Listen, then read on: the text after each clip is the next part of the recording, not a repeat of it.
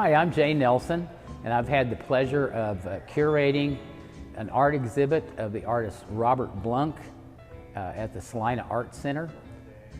This show is fun, it is uplifting, and you will love it. So do yourself a favor and come see it before October the 29th.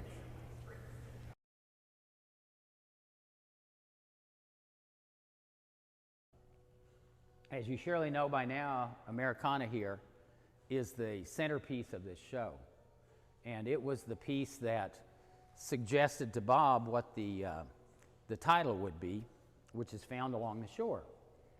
Metaphorically, that means that these are the things that he found along the shore and gathered up and treasured and shared with us. And the story of Americana, if you didn't hear it or you don't remember, is that this piece started out probably in the early 60s, and he finished it in 1987. And there are a couple of objects here that, like the rest of the show, the objects, the boats, you know, the houses and so forth, were what he was interested in depicting.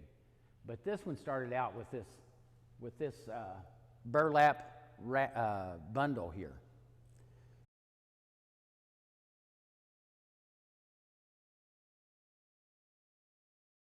And Bob was very interested in Native American art and Native American culture. And I believe, though he's never said this directly, that bundle was reminiscent of that. And for him, it certainly had kind of a magical power about it, because in all the years that he had that, and still, it has never been opened. So we don't know what's inside of that bundle, which is kind of cool. It could be anything. And he found this here. This is some, I believe, horse tack.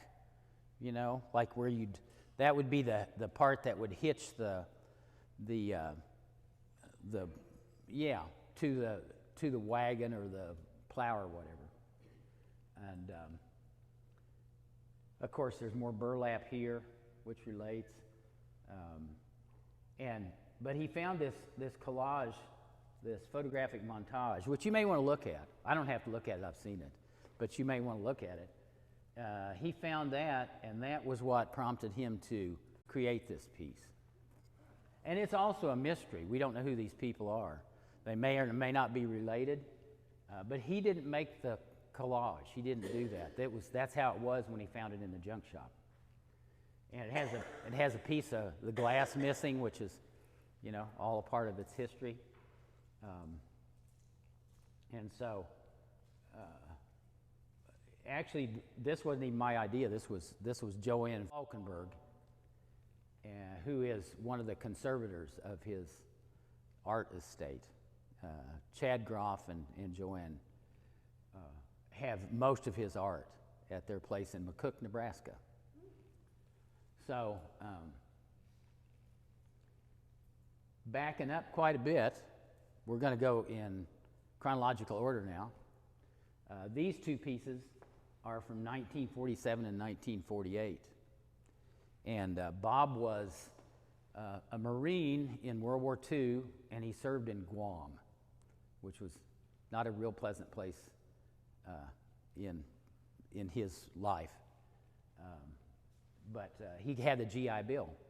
So he came back home, decided he was going to go to college, and he had a scholarship to MIT. It was real popular to be an engineer in those days. Lots of guys became engineers. That was like a top flight sort of job. And he was going to be an engineer. But he had to wait a semester before he could go into that program and start, you know, as a freshman with the rest of his class. So he went to K-State for a year, or for a semester, and he took a class in architecture. And he's subsequently done a number of architectural drawings for public buildings. one in Schingoethe, for instance. And he decided he wanted to be an artist instead of an engineer. And so he got into the Kansas City Art Institute and subsequently graduated from there. And so this piece here is meant, my purpose in hanging that one is that it shows you this man can really draw. These are what he's done in these other more naive pieces, I'd say. He is intentionally a naive painter. Was a choice. It was an artistic choice. So, and this one is pretty well rendered. This is one of the lithographs he did at the Art Institute. And this is a series of pieces that relate to one another. This is the same pool hall. It's Independence Avenue Pool Hall. But as Scott was saying last night, they called it the Honey Child Pool Parlor because there was a black lady that ran it, and she was very welcoming and would say, "Honey Child, what can I get you?" And the beer was, a mug of beer was a nickel. And she had food. And so these men, I think primarily that were at the Art Institute, that was kind of where they ate and hung out, was at that pool hall. I remember pool halls from my youth. I think there's probably some of you here that might be old enough to remember when there was such a thing. And my grandfather used to take me, and he was a vicious domino player. And they played that kind of dominoes where they bang them on the table, you know, and these guys are all chewing tobacco and spitting on the floor, and, you know, it was that kind of place. And as an 8-year-old or 9-year-old, it was really a fascinating place. I loved it there at the pool hall. And so anyway, these are pool hall pictures. And if you notice, this one is number 2. And the one around the corner, which is, it's nice to get back so you can see those two together and see how they compare. That's number 3. And I suspect number 1 is the painting that's on the back of that one over there. There are several of these that have painting on the back too. And I was telling Daniel Picking here that actually that's fairly common practice for artists to have a failed painting on one side and they just give up on it's not going anywhere, so they turn it over, and so you get 2 paintings for one. One's not very good. And interesting to look at these too. These are sketches from his, I mean, they're reproductions of sketches from his sketchbooks. And he went back through and looked at these, and right here it says, "Detail for Pool Table Leg, 2011 RB." So he'd gone back through those sketchbooks. And you know, this is one of the things you'll notice about this show, is that he revisited the same subject over and over. It's not because he doesn't have an imagination. Good God, the man has an imagination for 3 or 4 of us. But he would fall in love and become obsessed with certain shapes and certain objects, those things that he found along the shore that he valued. And so this pool table kind of morphed into what you'll see primarily back in that corner. The little ones there, those are all still lifes. And he loved painting still lifes because, as I said last night, one of the important things to him was to see the beauty and the possibilities in the most ordinary, mundane things. And so those, the 4 ones in the black frames there, those are Barb's and mine. If you look at them close, they're his kitchen in Denver, is what they are. And there's things there's a fish on a table. You know, if you look at the drawings, the sketches from 1947, in those date to 2015, I think, he was still doing the same things, still painting the same things. Yeah. And one of the things he enjoyed painting a lot were fish. And I'm sure that the reason he painted fish is because he loved the shape of them. I've never seen him eat fish, and I've eaten quite a few meals with him. So it wasn't that they remind him of something that tastes Not a good. big fish eater. Not a big fish eater, you know. I mean, we're Kansans. We're not very close to the know, ocean. But you know what? He loved the ocean. I'm married to Kansas. Yeah, and that's I'm right. from Rhode Island. I know. Not much fish. So anyway, these are, it's interesting to compare these. You know, it's interesting to see where he starts with this. No doubt this was a sketch at some point. And this is a lithograph. But see, this is almost exactly the same thing. If I've looked at these closely. He changed how the knots were made and how they frayed. Pretty much flipped that. But the thing is, a lithograph, when he drew that, that would have been on the left side because it mirrors when it's printed. And think about that. These paintings are kind of dances. They're very animated, especially the one over there. That's called Gray's Cove. It's under the signage. You know, that thing is just a swirl, and as is the shapes over there. What year is this one? This one is 1940, it doesn't say, 1949. How long does it take to do a piece? Does he have multiple pieces going and he'll go do this a little bit and go do that? He does, yeah. When he runs out of ideas on that one, then he works on another one. So he doesn't push it and try to make it through the other side. But you see in these two, he's already developed this thickness of paint too. And since he's painting in oil paints, that means that some of it's dry before he puts on the next coat. So it had to be over a period of time. In his studio and in his home, he will have a half a dozen or more paintings in progress. And part of his working method, and as an artist myself, I know this is how this process goes, is you spend more time looking than you do painting. And so he'd have these strewn around, just leaning against the wall in his house, and he could sit in the evening and maybe the TV's on or something else is going on, but he can sit and stare at that painting. And that's how you get ideas about how that's going to progress next, you know. Because, you know, a painter is, especially a painter like Bob, he's inventing all of this. This isn't simply looking at an object and reproducing it as if it were of trying to have a photographic image of it in the end, you know. So they are intellectual activities. You know, there's certainly a physical element to it, but they're intellectual activities that are very abstracted because there aren't rules. In fact, there's a wonderful book that I'm just getting ready to reread by the former director of MoMA named Kirk Varnado. And the name of the book is With a Fine Disregard.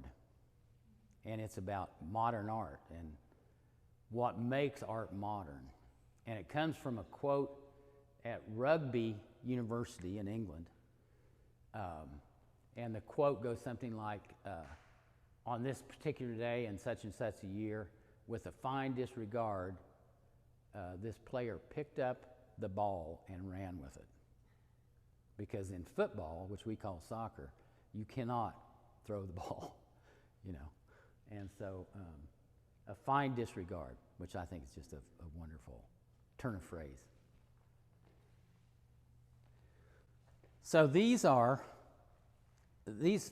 all exactly pictures of Maine, but he painted many, well, like Gray's Cove is in Stonington, Maine. But he loved Maine, and these all bear a resemblance to his ideas about how to paint a landscape. Now, in his sketches, there are landscapes that are fully realized, that are what you'd expect. You know, they're of local places. They are recognizable silos or whatever. But here, what we're seeing is the curvature of the earth. Sometimes we even see a moon and a sun at the same time in these paintings. There's one back there behind George. It's called Patchwork, that has the moon on one side and the sun on the other side. And you can see how that one is a progression from this. I think it's an older painting, these, but you could see where these were going eventually. And this is another example here of one where it's open to the sky. It's like the house has had the front removed and the side walls just opened up like that. And this has collage in it. This is from 2016, but already he's using old paint rags. He had a pair of khakis that he wore for paint pants, and you know, if you're a painter, you get paint all over yourself, and so he's been tearing that up and cutting it up and collaging that into these works. And I love that idea that, in a way, that's a painting that wasn't a painting. It was oil that was happening at the same time he was making a painting. So he's recycling this stuff, you know. And this one has the cats here, or some kind of soft fabric, and he loves cats. They have a cat named Frankie, and if you watch the videos, which I would suggest you do, and there's 24 minutes of them, but you can pop in there any time. He does a painting of Frankie, who's a black and white cat, and he does it on a black board, and in just a few minutes, that cat is a real cat. It's amazing. He could do that. That's my point again. That's something he could do. And this one here is kind of a see-through of their apartment, of the apartment house they live in Denver. And he has I wish I could have got the painting because I think it's his best painting. In their dining room, he's just painted one that is the size of one wall in the dining room, about 8 feet wide, and it's called palimpsest. And a palimpsest is a thing that happens when there is paint or something underneath that's been covered, but only partly. So it's, anyways, and he's painted a Colorado scene that is like the old ones in his sketchbook. That's pretty much a Colorado landscape. That's in the front hall when you come into the building. So this one here is more typical of his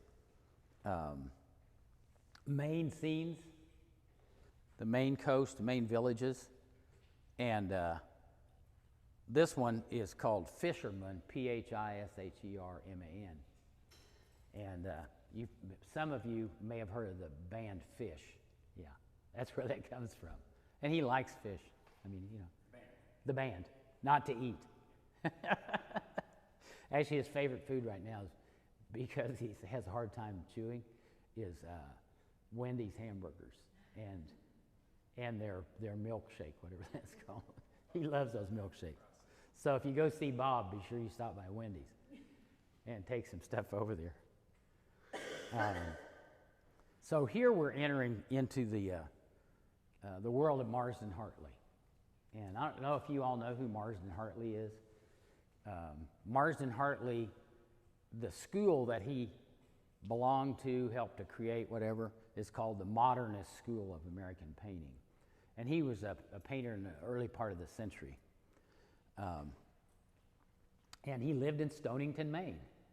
And when Bob and Diane got married, they honeymooned in Stonington, Maine, so he could paint. And he has a great little picture of a backyard where he and his first wife, who passed away, would go vacation.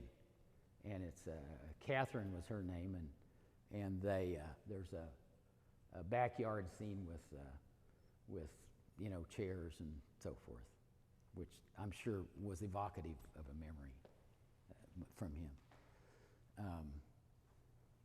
This is also probably Stonington, Maine, right here. Beached boats.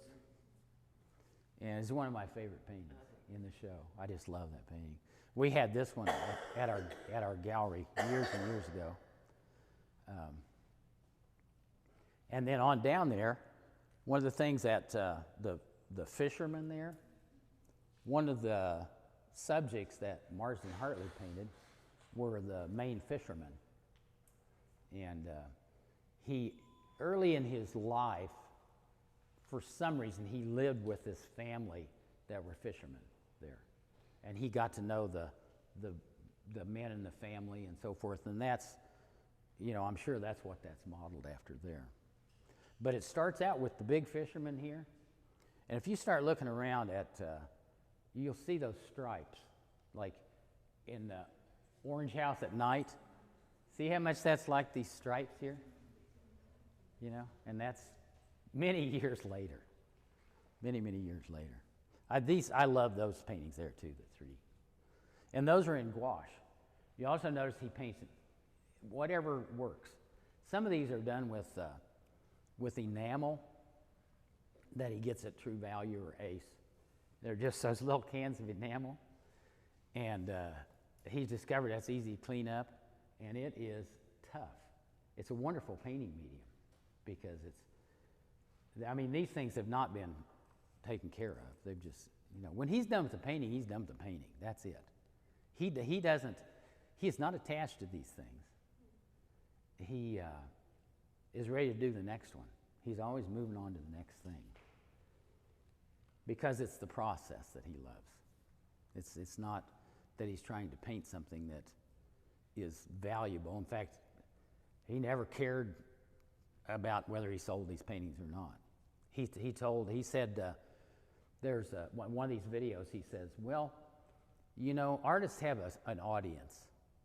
And, Diane's my audience mostly, his wife. And he said, I've never really paid much attention to that. So he doesn't make paintings to please other people. He makes them to please Bob. And he has fun doing it, which is why I think we have fun looking at him. As an art dealer, which I was for many years, I would always say to artists, funny and fun out. If you're not having fun painting these, then don't bother, because they're not going to appeal to anybody.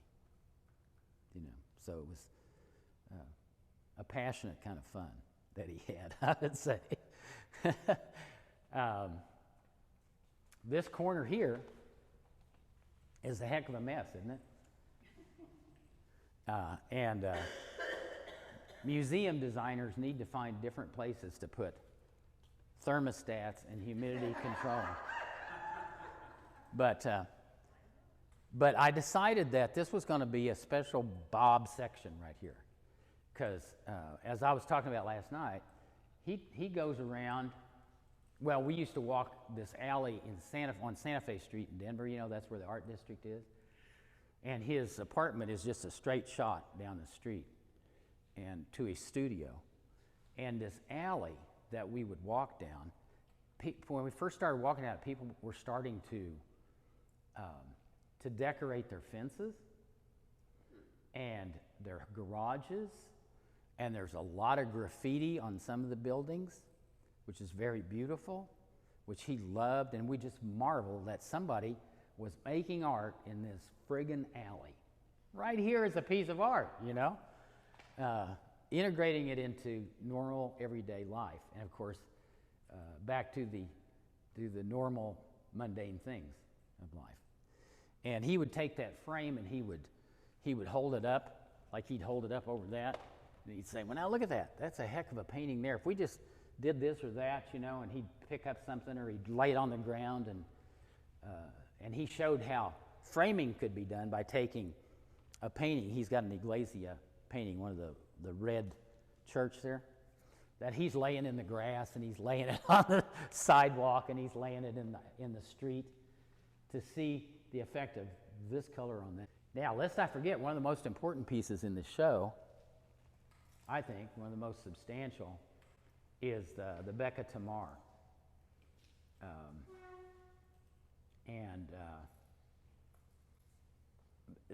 Rebecca was his daughter's name, and she was the head of New England, the New England art organization that promoted arts. Right, and she was the head of that. Yeah. But she sadly passed away at the age of, I think she was 62. She had some kind of virulent cancer and died. And I think that's the boat that takes you over to the other side. That's just my surmise. Yeah, isn't that sweet though? But I'll tell you this, even though I think of him as a painter, really his master's degree was in sculpture. And he's done some sculptures that we couldn't bring here. Wherever they lived, he did sculptures. He made a sculpture garden in the backyard. They lived in Illinois for a while, and he had Pittsburgh in the backyard. He had one, and one of them is a bridge beam that somehow flood or something, it got ripped out, and it's kind of twisted. And this is a big bridge beam. It's probably 10 feet long. I mean, that's a lot of weight. That is huge. It is. And he has it kind of balanced on this pedestal in the backyard. And he did interesting things like that. He'd do big sculptures of concrete that he cast on site. And of course, when they moved from Pittsburgh to Illinois, Catherine was sick and needed the medical professionals that she could resource there. He made another one. He made another sculpture garden. And so the people who got these houses later on kind of inherited this sculpture garden. And he landscaped around it and made paths. And, so he was very inventive that way. He has a beautiful sculpture on the, I think it's Cowley County courthouse of blind justice. And it's a beautiful, graceful thing that looks unlike any other thing he ever did. It's in the book, I think. And he had a nephew that went around. Families always have been a big part of this too. You got to understand. And his nephew went around and photographed all those, and they're the only photographs that exist of him. Wow. And so I was in contact with him. Blake Justice is his name. He's a professor of forensics in University of Texas in Austin. That's what Blake does.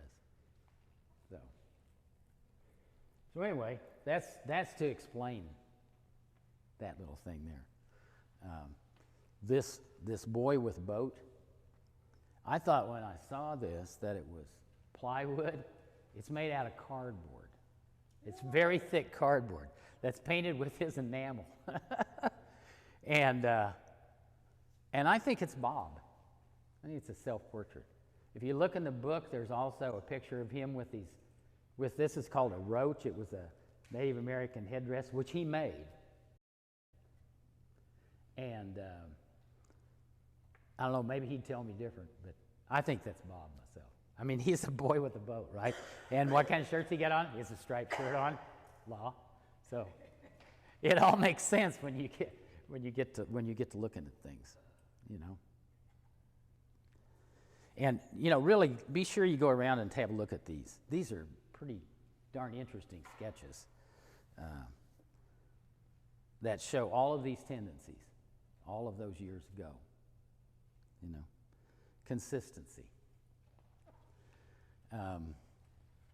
Well, about right here is where we move into what is referred to as abstract art. And abstract art is an abstraction from something outside. It's a simplification or depiction of the essence of it. And these are St. Francisco de Assisi. This is the church in Taos. If you've ever seen that, it's a big stucco building, kind of blocky. Man, it has giant buttresses coming off of it. It's very sculptural, and I'm sure that's what interested him. But this is an early one here. This is 2008, and this one's 4 years later. So you see the changes he made in that. I mean, the composition's the same. The shape of these are roughly similar. And he has this element, which is on cardboard, one of his favorite materials. And but he changed it to this. And something like this, that was done with his finger. He painted a lot with his fingers. And when he did circles, he almost always just took some paint and just kept going around in a circle till it was as perfect as he wanted it. And then he'd take the back of a brush and scratch into it. But to me, this is a brilliant move right here. That red, look at how that transforms that painting. It makes a lot better painting, a lot better composition.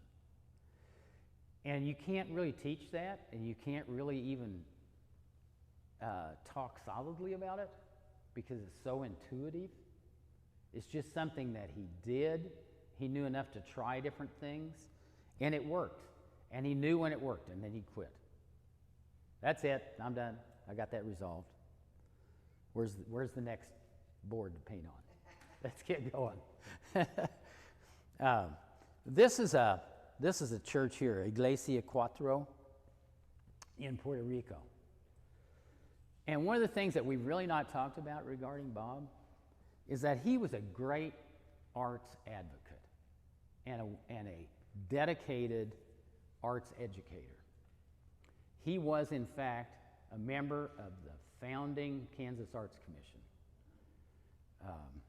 which John and I both served on together many, many years later.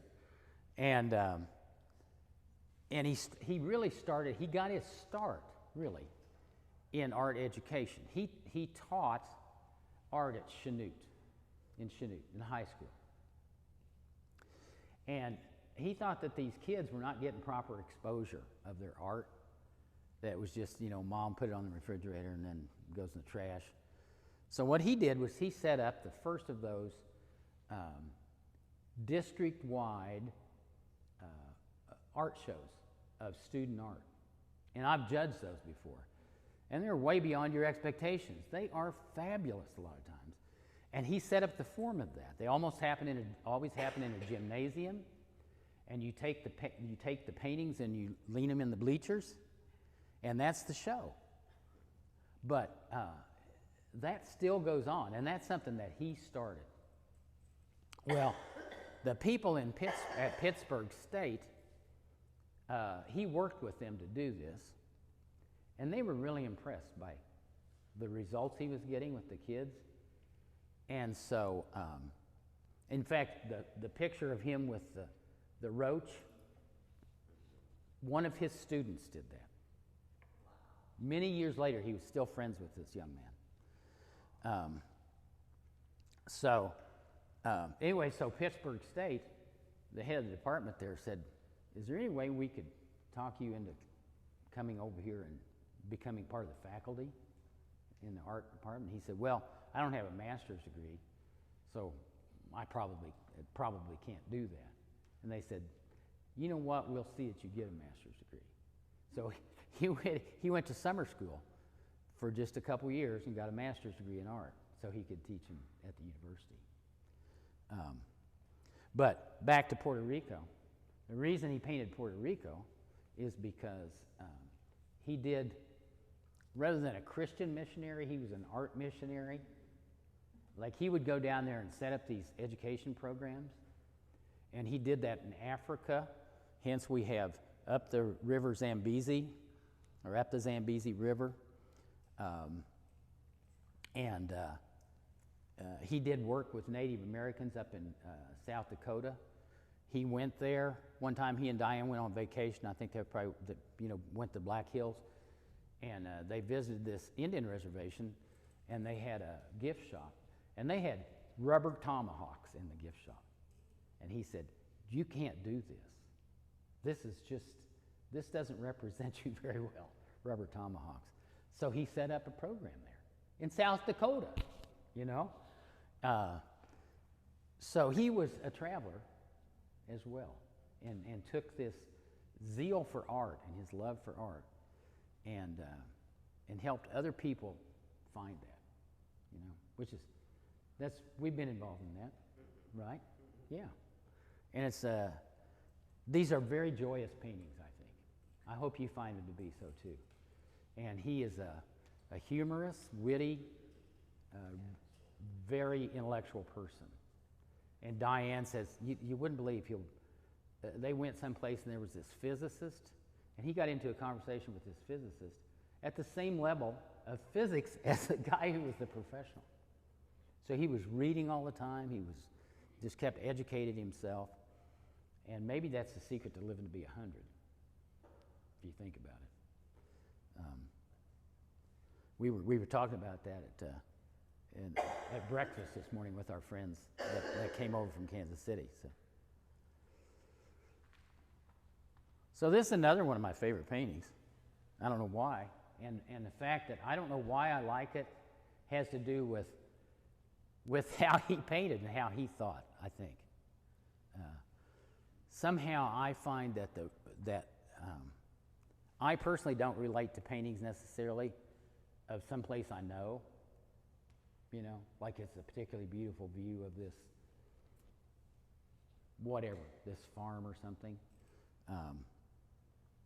And I think that's his mindset too. It's like beauty is a thing that's applied to everyday life and found in everyday life. And it doesn't have to be it doesn't have to be something that's typically considered beautiful. You know, you'd never say, well, you might, but probably you're not going to say that the pool table paintings are beautiful paintings. Although Scott and his family have lived with those for a very long time. I mean, you know, and the longer they live with them, the more they like them. And Barb and I have, this is our painting that's in our bedroom, and we had a high boy dresser custom made and painted to work with that. So we're really missing that painting right now. And the fish over there is behind our dining room table, and it's just, we really miss it. Barb said the other day we'd put something else. We have a locker of art. You know, over the years we've collected lots of art, and we have a climate-controlled 120 square foot place that we store our art. We went out there and looked around to find something to replace the fish, and we've been through 3 or 4 paintings back there. And I come home or something from here, and Barb says, you know, that is just dark in that corner. So we had to stop at the locker when we went to grocery. So this one here, you know, he loved doing collage stuff. And this is a collage out of pieces of plywood that he cut out. Yeah, this is all plywood. And you see, he painted these individually after they were cut out. You think about it, if he painted that before they were, if he just cut those out of a piece of wood that had already been painted, there'd be a rough edge there, and there isn't, you know. But see, this is a fish. See there? Here we got a blue whale. Yeah. And these, I think, are waves breaking on the shore and the rocky coast of Maine. And we have both a sunny sky and a thunderstorm happening. All in the service of beauty, really. You know, I mean, that doesn't make any sense. Have a blue whale that's smaller than this fish and all that. I've never seen a fish that big in Maine. No. Not bigger than a whale. No. That's for sure. So this is my favorite wall here. They're not for sale, or I'd buy one of these.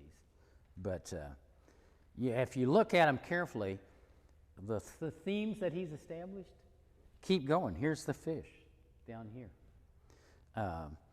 Here's a sailboat with a sail.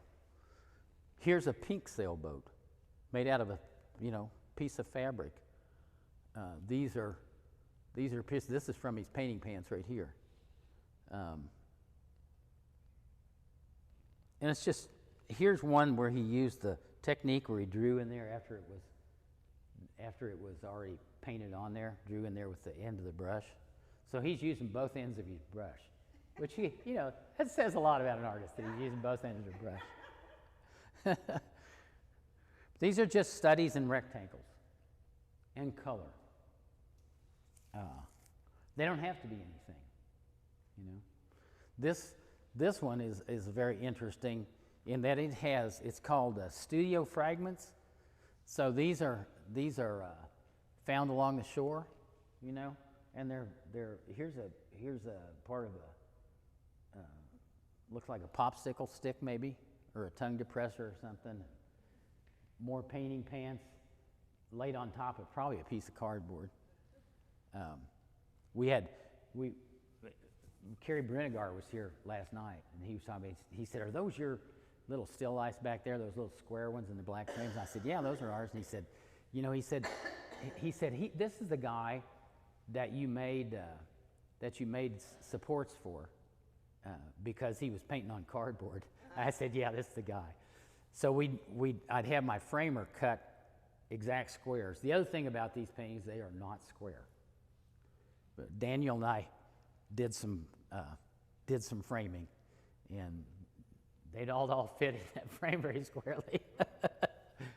and so anyway, he started. Those are on 8-ply mat, which is archival paper, and it's not going to bend or get cupped. So, but he's still using this as a piece of cardboard here, which is not archival, but he didn't care. These things are for the moment as far as he's concerned, I mean, they become for us because we're the public that lives with these things. They have a long life. But for Bob, when he's done, he's done. It's time to draw that fish again. We don't need to go fool with that fish anymore, And to make the point about the importance of shapes in his work, just as shapes, not as fish maybe, but they're a shape. The Zebek right there, next to George, is a sculpture from 1960. And this painting right here is from 1958. And can you see the similarities in those two? See this sickle shape right here? There? Here's another sickle shape. Here's a boat shape. And so he was using the same shapes in different media. And an interesting thing, y'all have heard this already, but a Zebek is it was a boat that was invented, I think, in the 18th or 19th century, 18th century probably, that was very fast. It was in a class of corsairs, and they were pirate ships. The Barbary pirates, the famous Barbary pirates, they were like pursuit ships, and they were armed to the hilt. And, we know piracy along the west coast of Africa, but this was happening in the Mediterranean. And so they're kind of gently violent, you might say. That is not a cuddly object there. And they are in fact sickles. Those are actually hand sickle. There's a hand sickle, and there's one that would be, for mowing grasses.